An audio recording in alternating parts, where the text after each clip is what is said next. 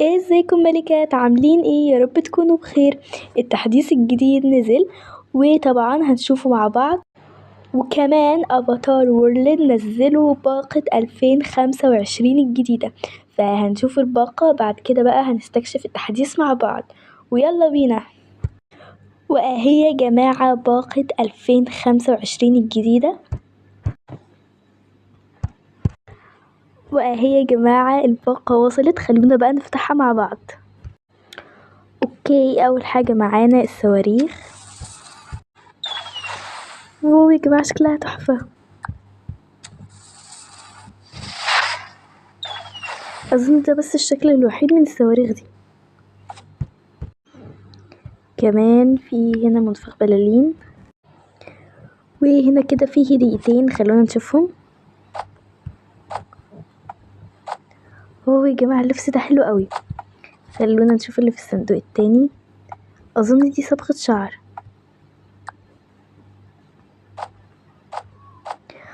اوكي خلوني البس اول طقم واوريهولكم.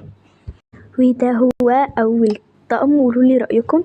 عملته مع صبغة الشعر بس يعني حسيت صبغة الشعر مش حلوة قوي. خلونا بقى نجرب اللبس التاني. وده كده بقى اللبس التاني، حاساه حلو قوي، احسن من اللبس الاول. انتوا برضو قولولي انهي لبس احلى في الكومنتات. ودي بقى الزمارة، خلونا كده نجربها. واهي كده دي البلالين، في منها اصفر وبمبي وازرق اللون ده وده. وكمان يا جماعة بصوا في طقم كوباية القمر ده، عجبني قوي. واو يا جماعة ده في لبس تالت بس انا ما لاحظتهوش. طيب خلونا كده نشوفه. والحاجة الطاقية والبدلة حاساه يعني يليق بالرجال اكتر. لقيت برضه يا جماعة اللبس الرابع بس لونه بينك، وبرضه مع زمارة، وانا لازم اجرب الزمارة. ولقيت بقى السجادة دي برضه للرقص، في 3 قطعيات دول.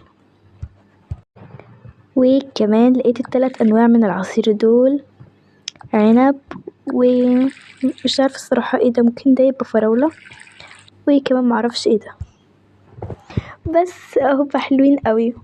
تعالوا بقى نشوف الباقي. بصوا بقى يا جماعة لقيت العلبة دي ونقدر نفرقعها كده، حلو قوي. وكمان بقى لقيت العلبة دي وجبت بقى المقص وهصنع الاشكال اللي فيها كلها.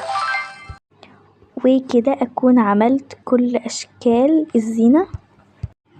خلونا بقى نشوف اخر حاجة في الزينة دي، وهي طبعا التصوير. خلونا بقى نتصور.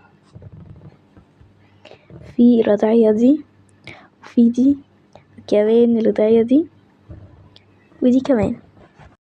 هنا بقى جيت عند المكان بتاع التحديث اللي هو بتاع الطرود والرسايل. هنا الباب ده بيتقفل وكمان بيتفتح، وفي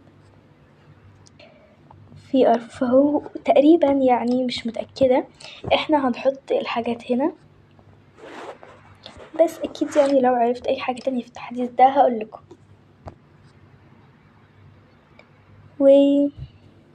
بس كده ده كان فيديو النهاردة، ان شاء الله يكون عجبكم. ما تنسوش بقى تعملوا لايك وتكتبوا كومنت وتشتركوا في القناة. عايزين نوصل ل 300 في اسرع وقت. يلا باي.